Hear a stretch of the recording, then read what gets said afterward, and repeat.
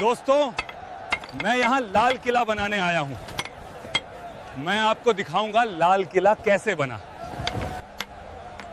तो वीडियो को पूरा देखें और चैनल को सब्सक्राइब कर लीजिए।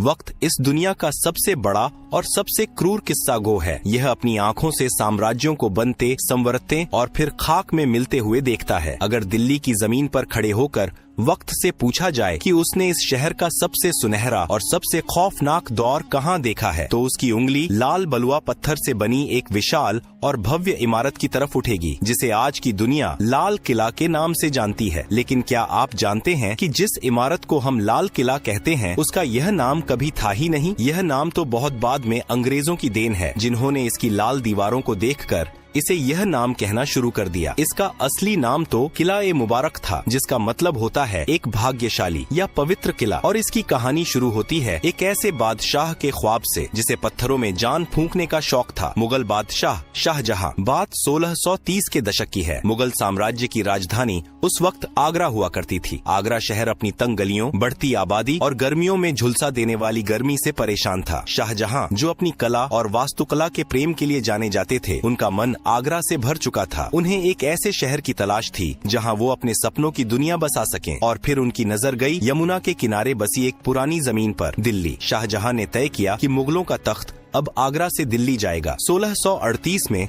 उन्होंने दिल्ली में एक नया शहर बसाने का हुक्म दिया, जिसे नाम दिया गया शाहजहानाबाद, जिसे आज हम पुरानी दिल्ली कहते हैं। और इसी शहर के बिल्कुल बीचों बीच यमुना नदी के ठीक किनारे नींव रखी गई दुनिया के सबसे आलीशान किले की, किला ए मुबारक की। इस किले को बनाने में पूरे 10 साल का वक्त लगा। उस्ताद अहमद लाहौरी, जिन्होंने ताजमहल का खाका तैयार किया था, उन्हीं के हाथों इस किले का नक्शा भी खींचा गया। 1648 में जब यह किला पूरी तरह से बनकर तैयार हुआ, तब शाहजहां दिल्ली में नहीं बल्कि अफगानिस्तान के काबुल में थे। जैसे ही उन्हें यह पैगाम मिला कि उनका सपनों का किला तैयार है, वो बिना कोई वक्त गवाए दिल्ली की तरफ चल पड़े। इस भव्य किले की बनावट में जो सबसे खास चीज थी, वो थे इसके दरवाजे। लाल किले के 2 सबसे मुख्य प्रवेश द्वार हैं, दिल्ली दरवाजा और लाहौरी दरवाजा। दिल्ली दरवाजा वह द्वार था जहां से निकलकर शाहजहां अक्सर जुमे की नमाज अदा करने जामा मस्जिद जाया करते थे। लेकिन किले का सबसे अहम और शाही दरवाजा था लाहौरी दरवाजा। इसका नाम लाहौरी इसलिए पड़ा क्योंकि इसका मुंह लाहौर शहर की तरफ खुलता था। मुगलों के द्वार में आगरा, दिल्ली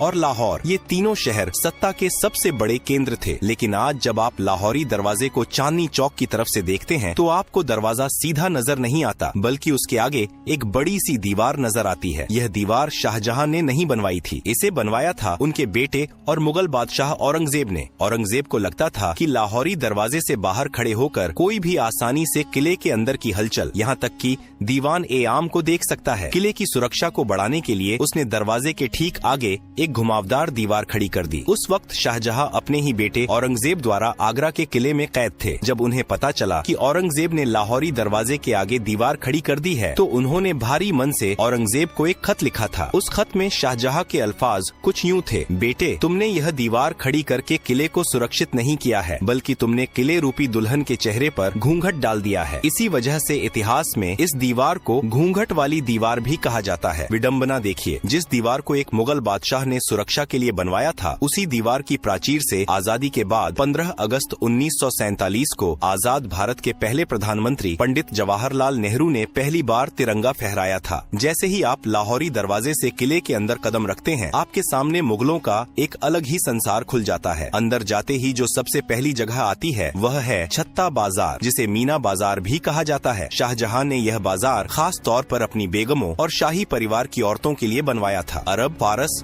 और तुर्की से बड़े बड़े व्यापारी यहाँ रेशम, कीमती पत्थर, इत्र और जेवरात लेकर आते थे। यह छत से ढका हुआ एक ऐसा अद्भुत बाजार था जो आज भी 350 सालों बाद अपनी उसी जगह पर मौजूद है जहां आज सैलानी अपनी यादों के लिए सामान खरीदते हैं। छत्ता बाजार की रंगीनियों को पार करते ही आप एक खुली जगह पर आते हैं और आपके सामने खड़ी होती है एक और शानदार लाल इमारत, नौबत खाना। नौबत खाना यानी वो जगह जहां शाही शहनाई और नगाड़े बजते थे। दिन में 5 बार यहाँ अलग अलग धुनों में नौबत बजाई जाती थी, जो शहर के लोगों को वक्त का अंदाजा देती थी। जब भी कोई बड़ा शाही मेहमान या खुद बादशाह किले में आते थे तो इसी नौबत खाने से नगाड़ों की गूंज पूरी दिल्ली में यह ऐलान कर देती थी कि शहंशाह तशरीफ ला रहे हैं। यह वही नौबत खाना है जहां बाद के मुगल काल में सत्ता के खूनी खेल खेले गए और जहां बादशाह जहांदार शाह और फर्रुखसियर का कत्ल किया गया था। नौबत खाने की खूनी और संगीतमय दहलीज को पार करते ही आपके सामने एक विशाल और खुला हुआ प्रांगण आता है। यह वह जगह है जहां मुगल सल्तनत की आवाज गूंजा करती थी। लाल बलुआ पत्थर के भव्य और नक्काशीदार खंभों पर टिका यह मंडप दीवान ए आम कहलाता है। नाम से ही स्पष्ट है कि यह वह दरबार था जहां एक आम इंसान, एक फकीर या एक किसान भी अपने बादशाह के सामने अपनी फरियाद लेकर आ सकता था। दीवान ए आम के बिल्कुल बीचों बीच दीवार के साथ सटा हुआ संगमरमर से बना एक बेहद खूबसूरत और ऊंचा झरोखा सिंहासन है। जब शाहजहां या मुगले आजम यहाँ बैठते थे तो उन्हें पूरे दरबार का साफ नजारा दिखता था। इस भव्य सिंहासन को नशेमन ए जिल्ल ए इलाही कहा जाता था, जिसका शाब्दिक अर्थ है धरती पर ईश्वर की परछाई का निवास। मुगल बादशाह खुद को खुदा का नुमाइंदा मानते थे और यह सिंहासन उसी रुतबे का प्रतीक था। इस ऊंचे सिंहासन के ठीक नीचे संगमरमर का एक शानदार चबूतरा रखा हुआ है। यह वह जगह थी जहां वजीर ए आजम प्रधानमंत्री खड़े होकर अवाम की अर्जियां जोर जोर से पढ़ते थे और बादशाह सलामत ऊपर बैठकर अपना फैसला सुनाते थे। लेकिन दीवान ए आम के इस सिंहासन की सबसे अद्भुत चीज है इसके पीछे की दीवार। अगर आप कभी करीब से गौर करें तो इस काले संगमरमर की दीवार पर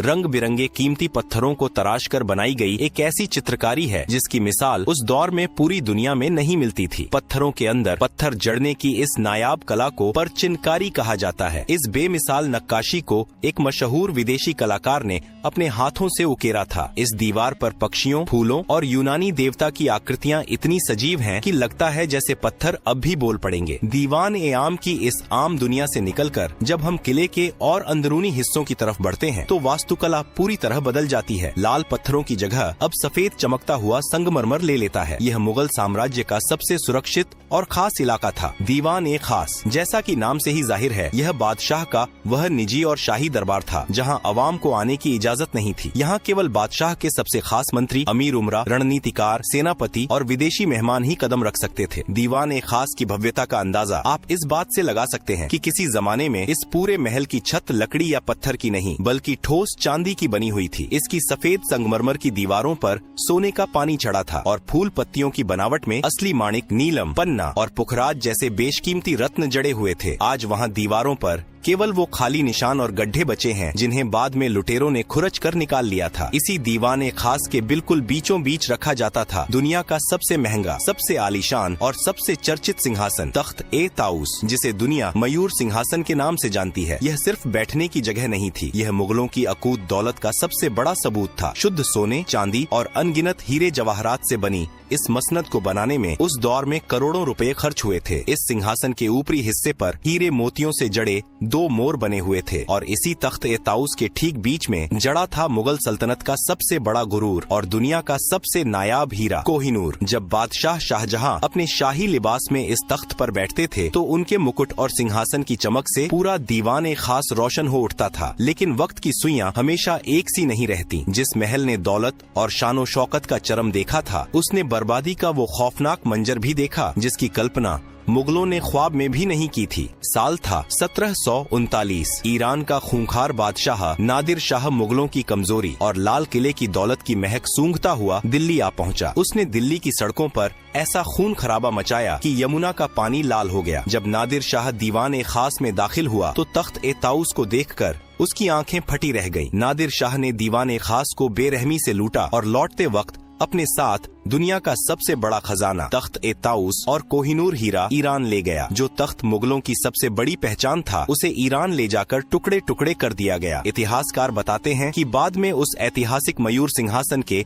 एक टूटे हुए निचले हिस्से को ईरान के तेहरान के एक संग्रहालय में आखिरी बार देखा गया था। दीवान ए खास की दौलत भले ही लुट गई हो, चांदी की छतें उखड़ गई हों और कोहिनूर छीन लिया गया हो, लेकिन इसकी दीवारों पर उकेरी गई कुछ लाइनें आज भी इसकी खोई हुई जन्नत की गवाही देती हैं। दीवान ए खास के मेहराबों पर फारसी भाषा में वे मशहूर पंक्तियां आज भी मौजूद हैं, जिन्हें महान सूफी संत और कवि अमीर खुसरो ने कभी कश्मीर के लिए कहा था, लेकिन शाहजहां को वे इतनी पसंद आईं कि उन्होंने इसे अपने इस महल में लिखवा दिया। अगर फिरदौस बर रुए जमी अस्त हमी अस्तो हमी अस्तो हमी अस्त, अर्थात अगर इस धरती पर कहीं स्वर्ग है तो वो यही है और बस यही है। भले ही आज वो कोहिनूर जड़ा तख्त ना रहा हो, लेकिन जब आप उन सफेद संगमरमर के मेहराबों के बीच खड़े होकर इन लाइनों को पढ़ते हैं तो एक पल के लिए आप मुगलों के उस वैभवशाली दौर में पहुंच जाते हैं, जहां सचमुच धरती का स्वर्ग इसी लाल किले के अंदर बसता था। दीवान ए खास की उस जन्नती और चकाचौंध से भरी दुनिया से जब हम लाल किले के और भी अंदरूनी और नितांत निजी हिस्सों की तरफ बढ़ते हैं तो वास्तुकला एक अलग ही रंग में रंग जाती है। इस्लामिक वास्तुकला में जन्नत का तस्वुर बिना बहते हुए पानी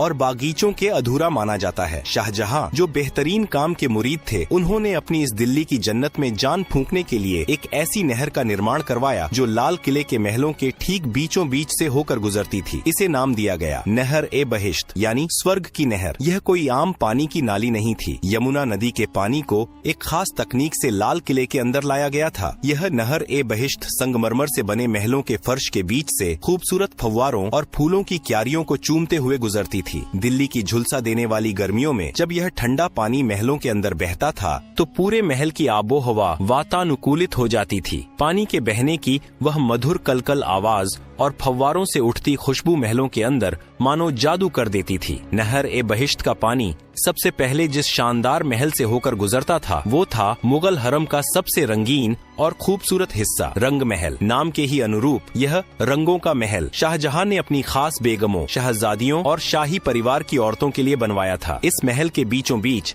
संगमरमर का एक बेहद खूबसूरत कमल के आकार का फव्वारा था, जिसमें जब नहर ए बहिश्त का पानी गिरता था तो वह किसी खिले हुए फूल सा लगता था। रंग महल की छतों और दीवारों पर शीशे और बेशकीमती पत्थर इस तरह जड़े गए थे कि रात के वक्त जब यहाँ मोमबत्तियां जलाई जाती थीं, तो पूरा महल तारों भरे आसमान की तरह झिलमिला उठता था। लेकिन वक्त का सितम देखिए, जिस रंग महल में कभी मुगल शहजादियों की पायलों की झंकार गूंजती थी और इत्र की महक हवाओं में तैरती थी, 1857 के गदर के बाद जब अंग्रेजों ने लाल किले पर कब्जा किया तो उन्होंने इस नायाब महल को अपनी सेना की रसोई में तब्दील कर दिया। उन क्रूर सैनिकों ने दीवारों पर जड़े सारे कीमती पत्थर और शीशे खुरच कर निकाल लिए और उस जन्नती महल की दीवारों को धुएं से काला कर दिया। रंग महल के ठीक बगल में एक और शानदार इमारत खड़ी है जिसका नाम है मुमताज महल। शाहजहां ने इस महल का नाम अपनी सबसे महबूब बेगम मुमताज महल की याद में रखा था, जिनकी मौत इस किले के बनने से कई साल पहले ही हो चुकी थी। मुमताज महल भी शाही औरतों का ही निवास स्थान था। यहाँ की निजता इतनी सख्त थी